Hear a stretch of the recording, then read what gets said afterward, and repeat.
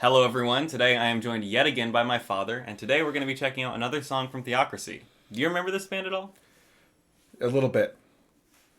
I see that there's a city being destroyed by Kool-Aid. Yes. Very intense natural disaster going on here. Yeah. The world, as you could gather, is bleeding Kool-Aid, in fact. Oh! As the world bleeds. There you go. I was gonna...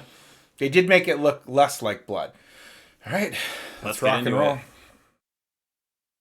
Why do we only call your name when there's no one else to call? And we only really seek you when our mighty towers fall. Why do we say you failed us and you've turned your eyes away when we're only sleeping in the bed we made?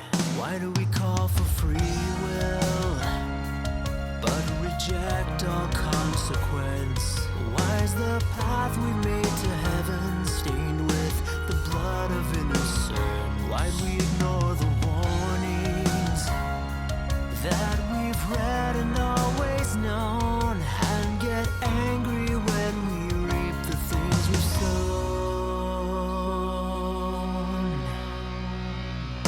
So we blame. This is directly out of Proverbs. Yeah. Yeah. A man's own sin ruins his life, yet his heart rages against the Lord. And we see this is a very, very, very standard thing in society where people seek to blame someone else. Like, you look at some of the people that have become really popular recently, which is funny. The truth is so real, and the truth is so powerful that even secular sources who call out effectively and make their case well find that its message draws people to it. So you have someone like Jordan Peterson, right? Who's like, what's his profound message? Like, clean your room. That's like, clean your room, man. And he's like, don't try to change the world until you have changed the things closest to you. Sort of a geographic, personal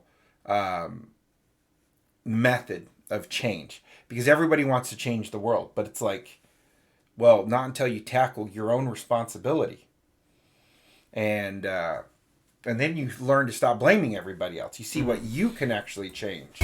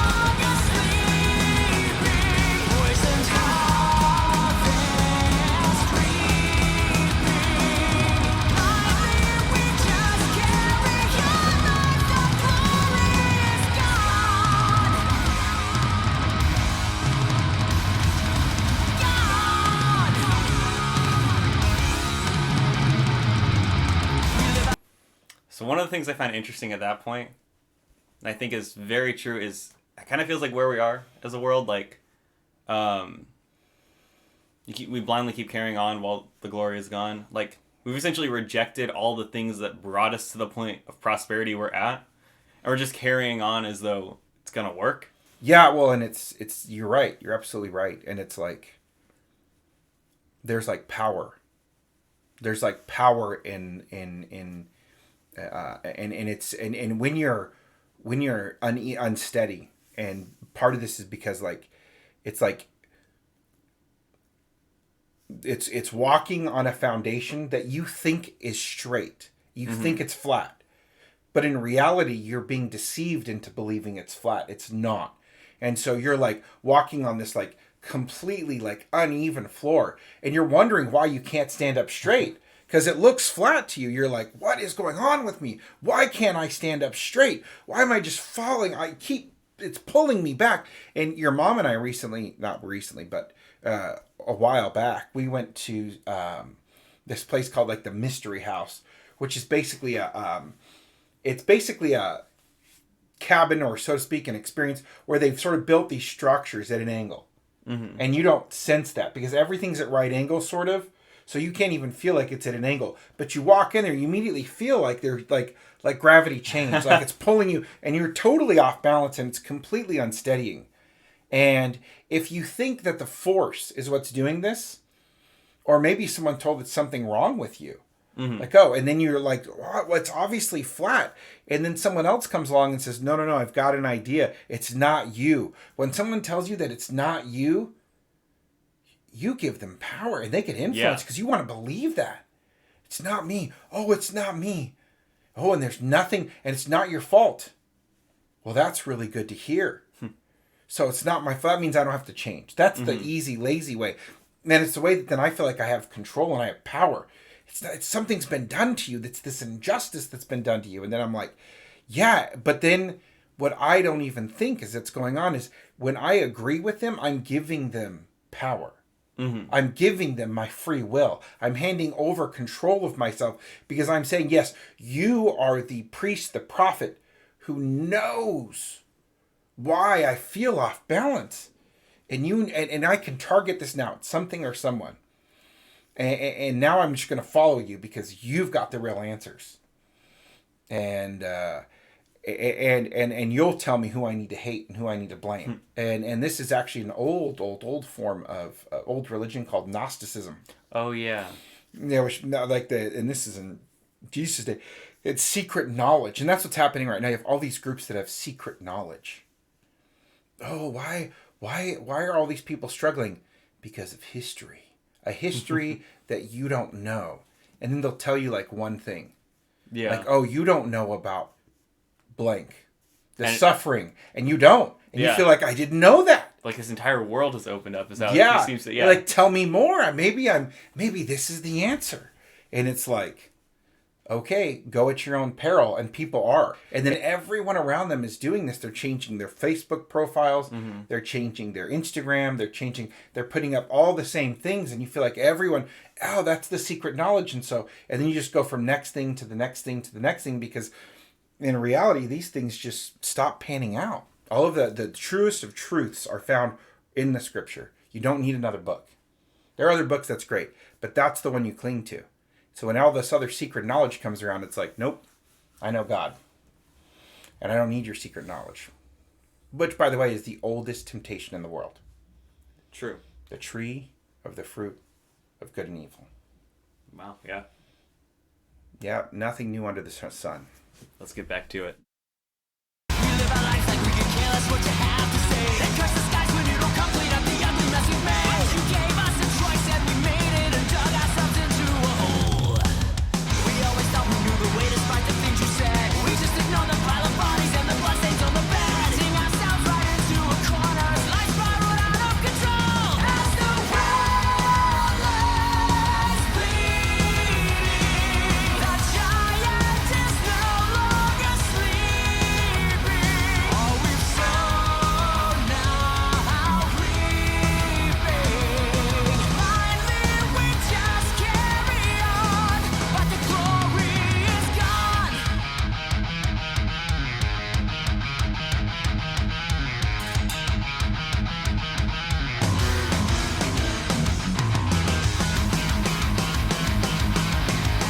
Just the breakdown. This is a 3-minute long, or something like that, bridge. Wow. Yeah. It's got a guitar solo in there, I think. Right there? There we go. I love the double bass.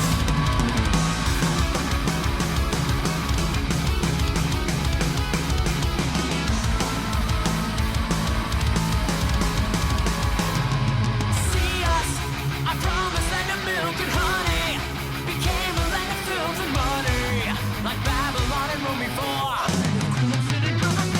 See us, living in our ivory towers, self-appointed kings with no power.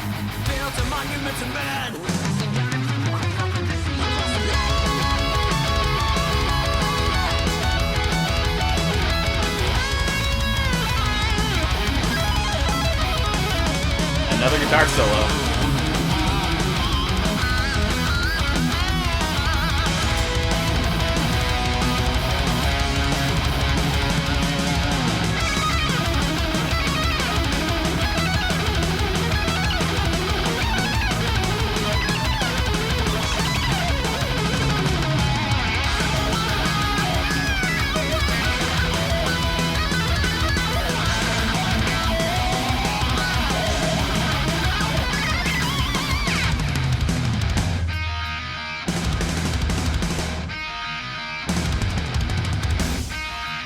Alright, guys.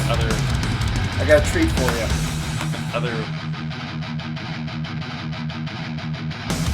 This is the system we've created. This is the world so devastated. This is what it looks like when mankind has to just leave us alone. The monster now awakens. This is our legacy creation. This is the place we end up when we say that. I have no idea what I'm doing.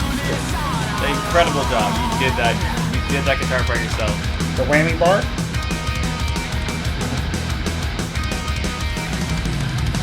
This is an electric guitar, right? It is. This is a monument destruction. Game point of life and death. The nadir of existence. Pains and blood. This is the road to hell we've wandered. This is inheritance we've squandered. So raise a glass to all we've lost and wonder if we'll ever get it back.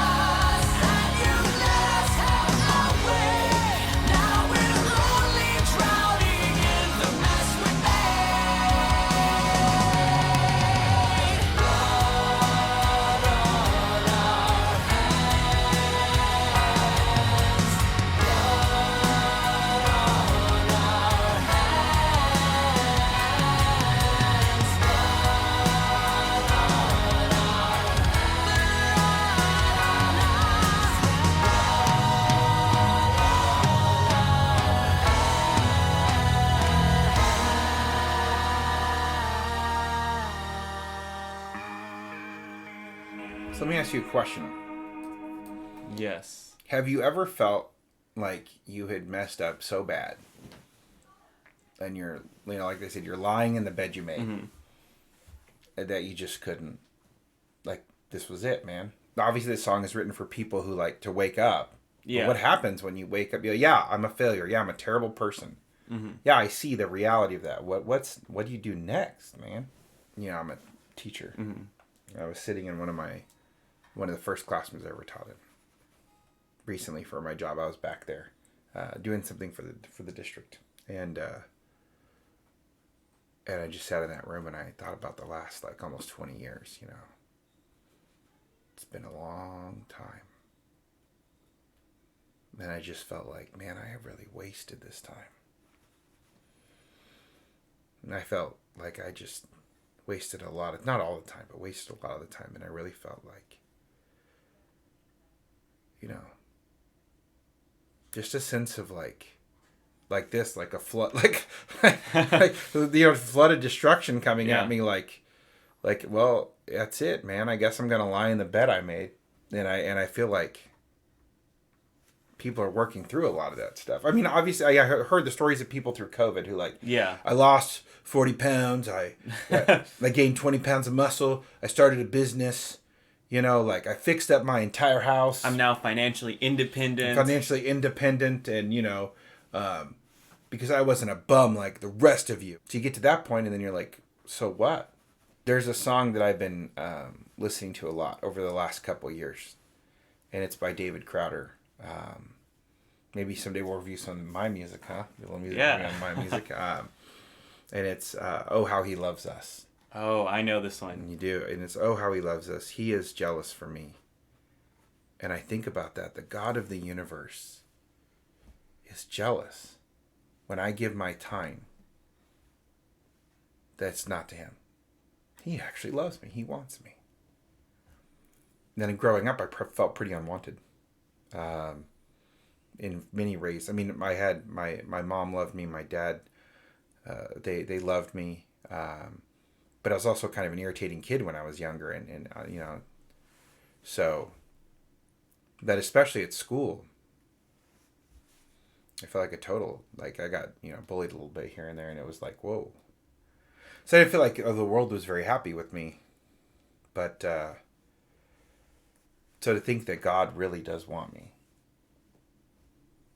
and that every time I fail is his opportunity to get glory as I come to him. And I think that when Theocracy, when God has his place, which is Theos, God, and Krasi, which means ruler, when God is the ruler of our hearts, then we survive these storms. We are redeemed from the blood. We are found, and we can see clearly.